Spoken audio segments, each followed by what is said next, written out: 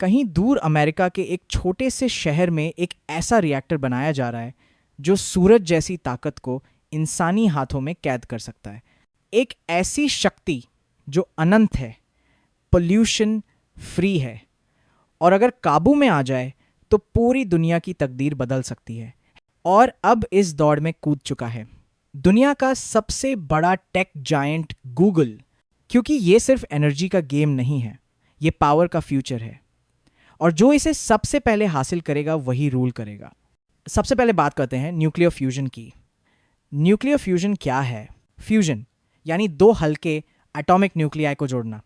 यही प्रोसेस हमारे सूरज और बाकी स्टार्स में हर सेकंड होता है। Hydrogen plus hydrogen is equal to helium plus massive energy. कोई रेडियो एक्टिव वेस्ट नहीं, no carbon emission, no meltdown risk, और फ्यूल मिल सकता है समुद्र के पानी से। ये मानव इतिहास का सबसे क्लीन और अबंडेंट एनर्जी सोर्स हो सकता है, लेकिन इसे कंट्रोल करना किसी नाइटमेयर से कम नहीं। 2024 में गूगल ने कॉमनवेल्थ फ्यूजन सिस्टम CFS के साथ एक हिस्टोरिक अग्रीमेंट साइन किया। गूगल 200 मेगावाट बिजली खरीदेगा एक ऐसे फ्यूजन पावर प्लांट से जो अभी बना भी नहीं है। ये दुनिया का पहला डायरेक्ट कॉर्पोरेट ऑफटेक एग्रीमेंट है फ्यूजन एनर्जी के लिए। ये प्लांट वर्जीनिया USA के चेस्टरफील्ड काउंटी में बनेगा और CFS का दावा है कि ये दुनिया का पहला grid scale fusion power plant होगा। गूगल पहले से ही 2021 से CFS में इन्वेस्टर है और अब इसने दूसरा कैपिटल इन्वेस्टमेंट किया है, फाइनेंशियल टर्म्स डिस्क्लोज्ड नहीं है। CFS की शुरुआत 2018 में Massachusetts Institute of Technology MIT के अलमनाई ने की थी।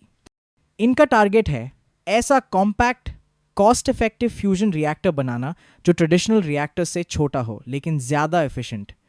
Name ARC, which stands for Affordable, Robust, Compact.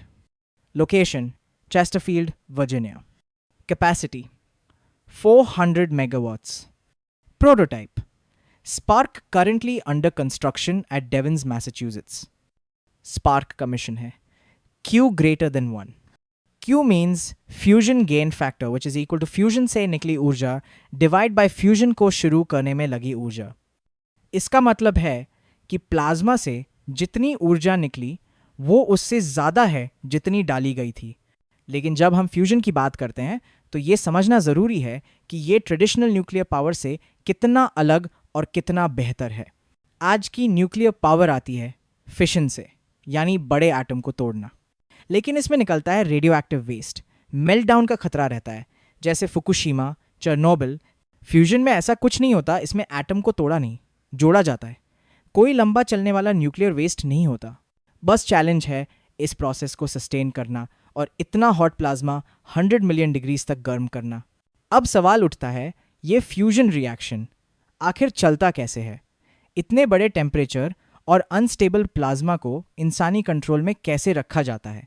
Fusion में सबसे क्रिटिकल है मैग्नेटिक कन्फाइनमेंट।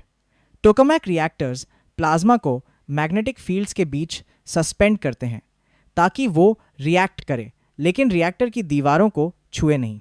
CFS का arc reactor high temperature super conducting magnets use करता है, जिससे कॉम्पैक्ट और एफिशिएंट रिएक्टर बनाना संभव हो रहा है।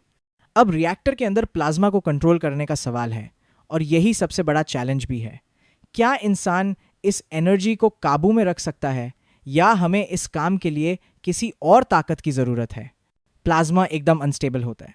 गूगल के डीप माइंड ने AI मॉडल्स तैयार किए हैं जो real time plasma behaviour predict कर सकते हैं और इसे कंट्रोल भी। ये वही जगह है जहां सेंसर्स फेल होते हैं लेकिन मशीन लर्निंग मॉडल्स सक्सीड करते हैं।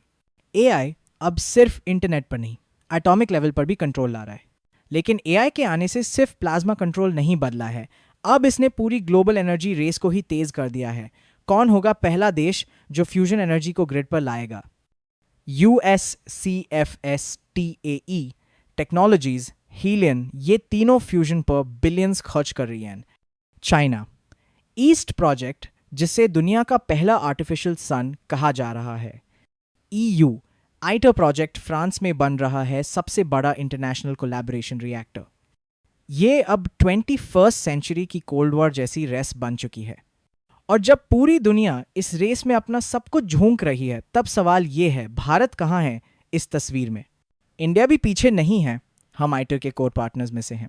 BARC, Bhabha atomic research centre और IPR, institute for plasma research, ने कई रिसर्च प्रोग्राम शुरू किए हैं, जैसे Aditya tokamak project, SST-1 super conducting tokamak. Bharat का indigenous fusion reactor design programme हमारे वैज्ञानिक आईटर जैसे बड़े प्रोजेक्ट्स में टेक्नोलॉजी, मैग्नेटिक्स और प्लाज्मा डायग्नोस्टिक्स पर एक्टिवली कंट्रीब्यूट कर रहे हैं। लेकिन एक बड़ी कमी यह है कि भारत में अभी तक कोई प्राइवेट कमर्शियल फ्यूजन स्टार्टअप सामने नहीं आया है। दुनिया में जहां गूगल, माइक्रोसॉफ्ट और अमेजॉन जैसे जायंट्स फ्यूजन में निवेश कर रहे हैं, वहीं भारत की प्राइवेट टेक और एनर्जी कंपनियां अब भी पीछे हैं। सरकार ने 2024 में एक नेशनल कंसल्टेशन शुरू की थी, जिसमें फ्यूजन को स्ट्रेटेजिक फ्यूचर एनर्जी सोर्स माना गया। लेकिन ग्राउंड लेवल पर इन्वेस्टमेंट और एग्जीक्यूशन अभी भी मिसिंग है। यहाँ एक और सवाल उठता है, क्या भारत को भी AI प्लस फ्यूजन टेक में अपनी डीप माइंड जैसी इंडिजिनस कैपेबिलिटी पर काम नहीं करना चाहिए? अगर हम सिर्फ पार्टनर रह गए और निर्माता नहीं बने, तो आने वाले दशकों में हमें वही एनर्जी खरीदनी पड़ेगी जिसे आज दूसरे देश बना रहे हैं। लेकिन सवाल सिर्फ भारत की तैयारी का नहीं है।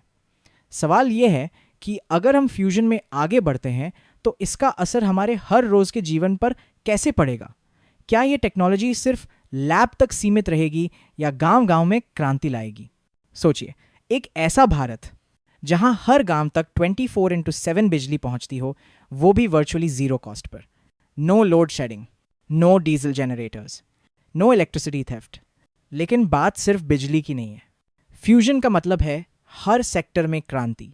एग्रीकल्चर, अब इलेक्ट्रिक पंप्स हों या कोल्ड स्टोरेज या ऑटोमेटेड ग्रीन हाउसेस, सस्ती और भरोसेमंद ऊर्जा से किसान आत्मनिर्भर बनेंगे। मैन्युफैक्चरिंग, स्टील, सीमेंट और केमिकल जैसे हैवी इंडस्ट्रीज को मिलेगी एक साफ, निरंतर और सस्ती ऊर्जा की लाइफलाइन।